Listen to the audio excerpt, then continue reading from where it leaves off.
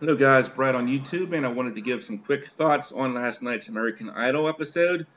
We had 5 singers, 10 performances, and the first song had to be some kind of modern song. So we started off with James singing 30 Seconds to Mars, Closer to the Edge, and it was a nice, relevant performance.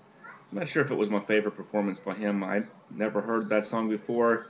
It was a good performance, but nothing too spectacular in my mind. Jacob sang No Air by Jordan Sparks and Chris Brown, which um, got a lot of criticism from the judges. They didn't like the direction he was taking with his voice.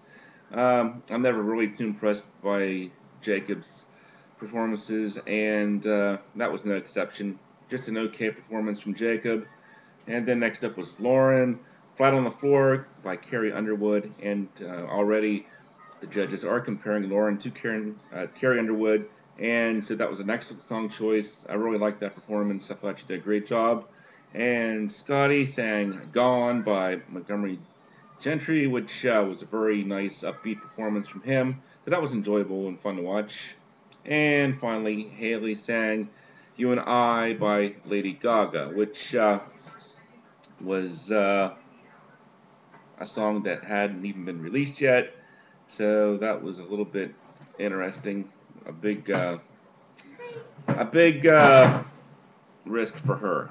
So uh, I would say the winner of the first round was Lauren.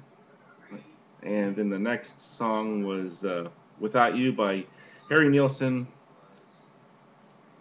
from James, and not my favorite song choice either, but an emotional performance from him. Okay, as far as I'm concerned.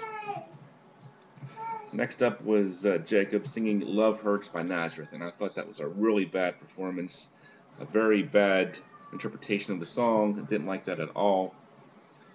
Lauren sang Unchained Melody by Righteous Brothers, which was okay. I mean, I don't really like Lauren singing the slower songs so much, so that was just an okay performance from her, I think. And Scotty sang Always on My Mind. Again, kind of a blah performance as far as I'm concerned. I think he's better off with the faster songs. And then ending the night, we had Haley singing House of the Rising Sun, which I thought was maybe one of her most shining moments on the show. Great song choice, great way to end the show. So I would have to say that it should be a no-brainer tonight. I think Jacob should definitely be voted off tonight. He didn't really have any kind of a memorable moment.